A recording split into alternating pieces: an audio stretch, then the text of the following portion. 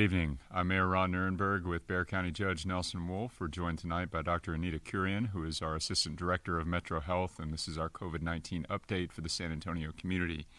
Tonight we're reporting an additional 192 new cases of COVID-19, which brings our total number to 201,010 since the pandemic began.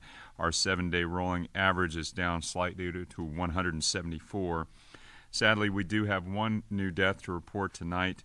A Hispanic female in her 70s. We have lost now 2,991 neighbors, friends, and family members to COVID-19. And remember, as we have said every evening, every single one of these numbers is a family member who has been mourned over and lost in the most tragic of ways. So please keep their survivors, their friends, and families in your prayers this evening. In our hospitals tonight, our downward trends are continuing. And that is good news. 206 COVID-19 patients in our local hospitals this evening. Continues the positive trends that we've been seeing over the last few weeks. Over the last 24 hours, there were 31 new admissions. 84 patients are in the ICU, and 47 are now on ventilators. Remember, again, that our fight against COVID-19 is not over. We are working very hard to get more vaccines into this community and keep pace with the amount of transmission that is occurring in our community. It's very critical right now, as you have seen variants in other communities begin to turn their numbers around, not in a positive way. We do not want to have that happen here in San Antonio, so please continue to do your part. Practice social distancing, wear your mask, and proper hygiene as well, and we can get to the end of this pandemic together. A quick update on our overall vaccination numbers.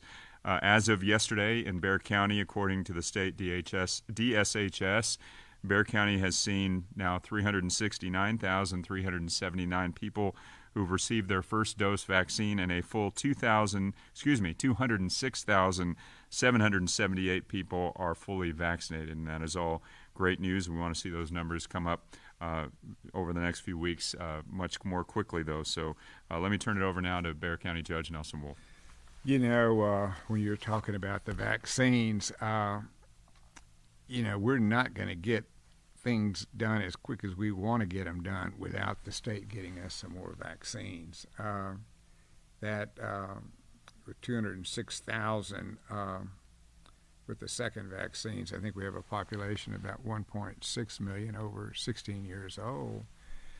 But we're still hampered by that. I think the President of the United States wants to get everybody vaccinated sometime in July.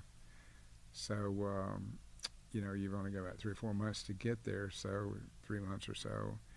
So I don't know what it's going to take for the state to get us more vaccines or to get a federal site, but we're going to need more if we're going to meet the goal of getting everybody vaccinated in July. We are, and we continue to fight every day to make that voice heard in unison, because we have wonderful administrators and volunteers and folks that are getting the vaccine out, going to door to door in some cases, and we need help from our federal and state partners to get us more. I want to also note that today, Judge, we were on our daily call, which we have been doing now throughout this pandemic. It was our 365th call, 365th situation report. So that's how long this pandemic has gone on. And as we have seen, it has taken quite a human toll on us and our community. But we want to thank you, residents, family members, business owners who have been doing their part to save lives in our community. It has made a difference despite how difficult the year has been. And we can see this light at the end of the tunnel. Let's get there together. Continue to do your part. We do want to remind you that the help is available here in our community if you're struggling to pay rent or mortgage. There is an emergency housing assistance program available by calling 311. You can also get more information at covid19.sanantonio.gov. Also, if you are out of work without an income and you would like to train for jobs that are available in our community today that are unfilled, that need you to work them if you'd like to, you can enroll in our training program, and you will receive a stipend while you train to make ends meet. You can get more information by calling 311 or enroll at 210-224-HELP. And as always, you can get the latest on COVID-19 in our community by texting COSAGov to 55000 or by going to the website covid19.sanantonio.gov. And again, we do have our public vaccine providers who are participating in a text alert system if you would like to be alerted via text when appointments are available. You can text vaccine or vacuna to 55000. Again, please continue to do your part, mask up, practice social distancing and proper hygiene. Do it for yourself, do it for your family, and do it for San Antonio.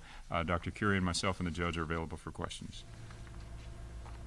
What can a person do if the clinic where they received the first dose has run out of vaccines on their, when they visit the second time, and who can they contact? So Metro Health is working with all our community COVID-19 vaccine providers. We have a community-wide coordinated effort to ensure that everybody who needs the vaccine gets vaccinated. So if you have instances like this, feel free to call Metro Health, call 311, or our COVID hotline, and give that information that comes directly to me, and I will be happy to coordinate that. And along these lines, I just want to take this opportunity also to talk to the doctor's offices and providers. If you get a shipment of vaccine from the state that is designated clearly as a second dose vaccine, please do not use it as a first dose vaccine. But if you do that, we run into problems where your practice folks who were administered first doses will not get their second doses. So please read the shipment instructions that come with the shipments, vaccine shipments, and if it is allocated as second dose shipments, please do not use them as first doses. Now we have a couple of questions regarding the death of Robert Charles Shoemaker, who was found dead inside his Saha Fair Avenue apartment on March 5th. The questions are, were all the evacuations handled by nonprofit organizations, or were city and county involved? Did city or county assure that disabled or elderly people were doing okay and had proper assistance during the storm? Were there follow-ups on these individuals, and how were any evacuations done? So, as we learned yesterday, the death of Mr. Shoemaker was tragic, and my heart goes out to him and his family. With regard to the timing and cause of the death, that is under investigation now. With respect to the emergency response at Saha, I requested a review of the emergency response procedures at Saha, which is underway right now. And as we learn the results of that and challenges that need to be addressed, I look forward to the report, but that is underway right now.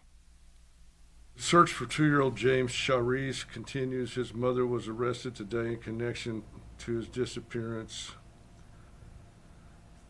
She assures that she gave him up for adoption. Family members fear the worst. Can you comment on this situation? I don't have information on that case. Dr. Curian, today the Community Health and Equity Committee meeting, you mentioned it would take about 20 weeks to get everyone in just phases 1A, 1B, and 1C vaccinated at the current rate.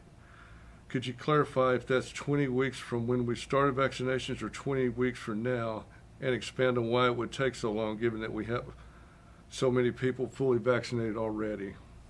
It's so the data that I had provided was starting today. So effective today, if we were to be at the current level of allocation, it would take us about slightly over 20 weeks to vaccinate all of 1.6 million eligible residents at this time.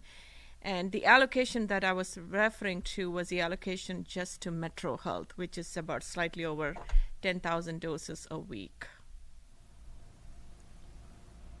That's all we have tonight. Thank you.